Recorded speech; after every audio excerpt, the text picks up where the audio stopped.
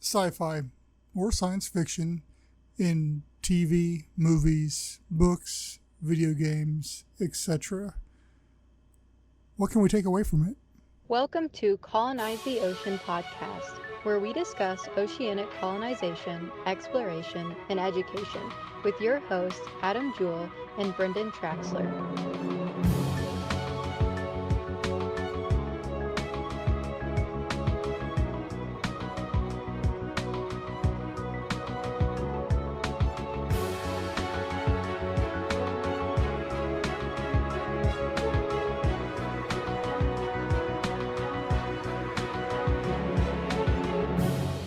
So science fiction is ingrained in society anymore, whether it be Star Trek, Star Wars, or for the ocean, shows like SeaQuest, Voyage to the Bottom of the Sea, etc.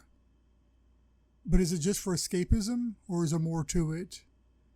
My argument is that there's more to it than just that. I think that, especially speaking personally, it has been a trigger of sorts, a positive one, for design, for thought, for innovation, get those creative juices flowing, what have you. And I think that that is a common sentiment, I think, among many people. Yes, a lot of people just use it to escape, to put them into a situation that is not modern day or practical, or in some instances is completely outlandish and fake. But I think that a lot of science fiction is just ahead of its time. You take a look at Star Trek, for example. Back in the 60s when Star Trek was made, the ideas of communicators and video screens, same thing with the Jetsons. It was very similar. But you look at what we have today, and especially with the Jetsons, now we're starting to have flying cars around the corner. We've got self-driving cars right around the corner. Cell phones allow us to call anybody, anywhere, even from your watch now.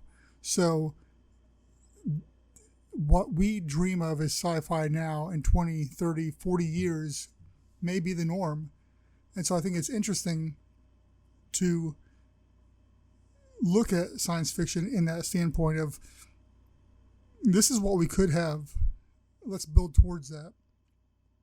I know, like I said, for ASC, that's really how we got our start, per se, was that I love sci-fi. Now, as I've said before, I grew up on Jacques Cousteau, but really what got ASC moving was science fiction. It was, why can't this happen? So besides just being a avenue for escape, science fiction is a creative outlet. I feel like I'm repeating myself here, but I think that it's important that some people out there may be really focused in science fiction. They may be, whether it's books or games or even board games and stuff along those lines, and they may feel bad about it, or they may take a lot of crap for being into that, about it being silly, or whatever. But I think that some of the smartest people, some of the innovators in the world, have seen the science fiction and seen the possibilities of what can come, and have decided to work towards that possible future. Even look at Elon Musk. He has been very vocal about multiple different science fiction things over the years, and you can see that in everything that he does. It is always, it's stuff that we would have read about 20 years or so ago. That's what he's doing now. So I guess my thing is, don't let your love for something like that to stop you from doing something great. And if you're looking to do something, look towards sci-fi, because they've got their pulse all usually on the future and what's possible. So, but what's your thoughts on this? What TV shows, what movies, what books have you enjoyed, or has really changed you or helped create something new in you.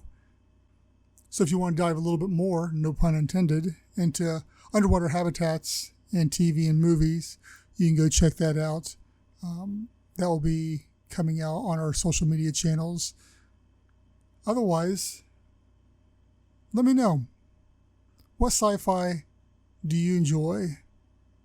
And are you currently reading, watching, or preparing to watch a new sci-fi that the rest of us might enjoy?